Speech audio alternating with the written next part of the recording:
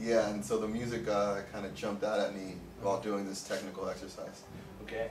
Yeah. You mentioned playing classical stuff. Did you like study classical harmony as well, like Bach, for example, with those inversions and stuff? Is that an influence for you?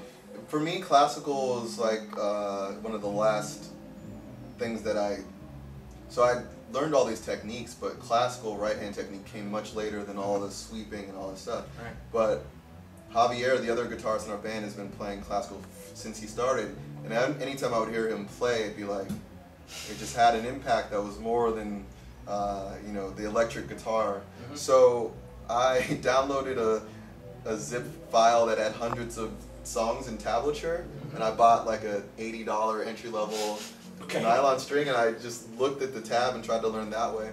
And then eventually I went to a music school, did a one-year program in Atlanta Institute of Music, and that's where I started to read music and learn Bach and, you know, Leo Brouwer and Villa-Lobos and Barrios.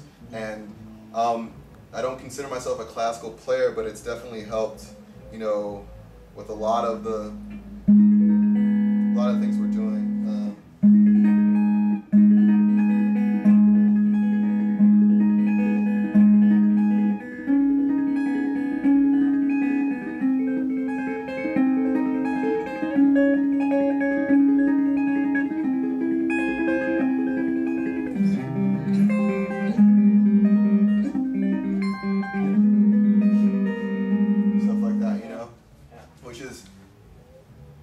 Even outside of, you know, that's a bit more classical sounding, but, you know, there's ideas where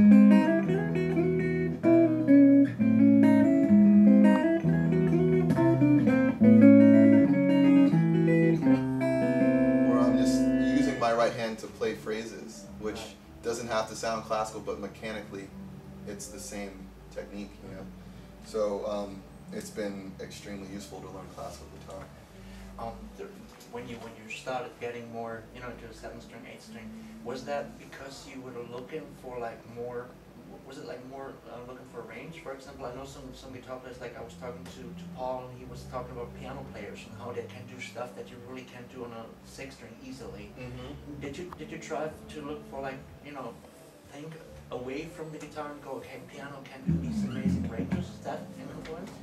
Range is the primary reason for adding strings to your guitar, and for me, like, I didn't want to sacrifice the higher range by tuning down. So a lot of guys say, like, they're actually playing in 7-string or 8-string registers on a 6-string. They're just tuning down. Right.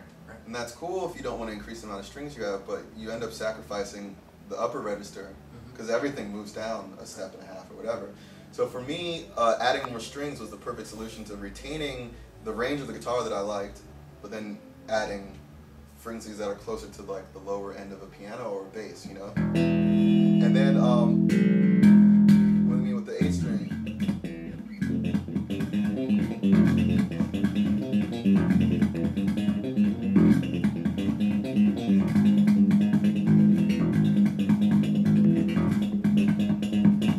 you know, you can really get these bass-like timbres out of it. Right. So for me, it's definitely not about emulating bass, but having the option to extend the idea of what the guitar can do. Right. Is there a limitation that the 8-string gives you? For example, a lot of players like to use their thumb sometimes as a foundation or even for chords. Do you have to make a compromise when playing that wide of a neck? Yeah, I mean, I was never a guy who did anything like that. Right. I don't consider it to be proper technique, but tell that to Jimi Hendrix. You know? I think Paul Gilbert does it too, and there's nothing you can say. So, but for me, especially through learning classical, I assume a classical position. The width of the neck is kind of a challenge, and honestly, the limitation I think in the 8-string is that the scale length has to be longer in order to give the punch, right? Yeah, so then you're extending the scale length of your treble strings, which used to be more at a sweet spot. 24.75 to 25.5 inches is where a Strat or a Les Paul, and I really like the tension of that, the way your bends intonate. So 27 inches, like this scale, to me is the perfect middle ground without sacrificing the timbre of your higher or lower strings. you know, in a perfect world, a fan fret guitar would give you both scales on the same neck. But the limitation would be in just being in that strange sort of purgatory of scale length. Yeah. So it changes, you know, certain stretches become further, Right. you know, and things like that, but honestly, you can get used to anything, so. Do you feel limited these days if you pick up a 6 or 7 string? I mean, is it like, are you that far into the 8 string that it's really like, kind of like as if you broke a few strings or something? Or do you still enjoy playing the 6 string? I've recently reclaimed my love for 6-string guitar, and it's like a full circle thing. To play 8-string well, you should play it a lot because you need to be able to control the amount of strings there and like be comfortable with navigating such a large neck. And it made it so I was only playing 8-string. And when I got a 6-string, it would be very disoriented. It felt like a ukulele or something. Right. And I was just like, this is weird. And I didn't like that. So I bought a 6-string, and in my spare time, if I'm doing very foundational exercises, like maybe mapping triads across the fretboard or something, I'll use the 6-string because it's actually a simplification of what I'm used to with my fretboard.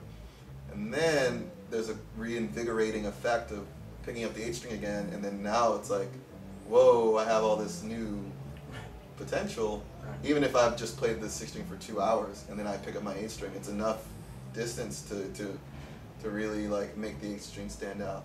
So the thing I love the most about 6 strings is how they feel. Yeah, so. Okay. So it's like by limiting yourself for a little while, you kind of appreciate more the range you have on there. Exactly.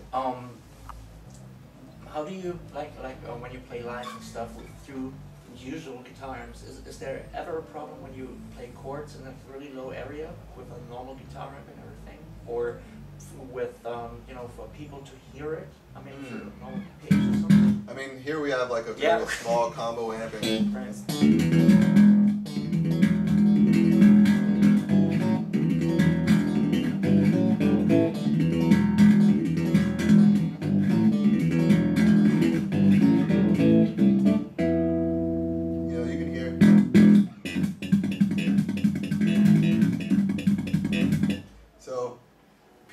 Assume that you have to like EQ the guitar differently because it's an 8-string, or you need special speakers, whatever. Subs or speakers or anything, and it's like you'd be surprised how wide of a range the average guitar speaker has, and honestly, it's still a guitar. Even with, you know, the amount of range that I do have, it sounds best when you EQ it like you would a guitar. So you're not really boosting lows as much as you were boosting mids. You know, trying to get that sort of mid-range focus. So that's how I treat it.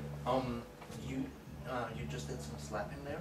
Can you give us like a few basic exercises? Because I think a lot of people struggle with the actual technique because it's so usually un-guitar-like. You know, how to do that? Yeah. You know, I'm not the inventor of this technique, but I'm definitely trying to take it to some new areas. It's based off of using your thumb as like a plectrum almost. So lock your thumb and just practice doing it down and upstream. Yeah, the fingernail helps. Then you can add your index finger.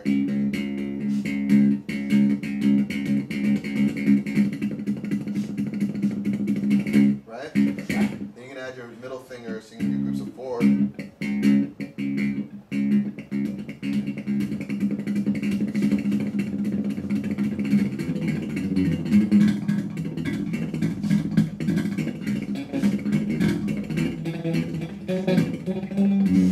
You know, stuff like that.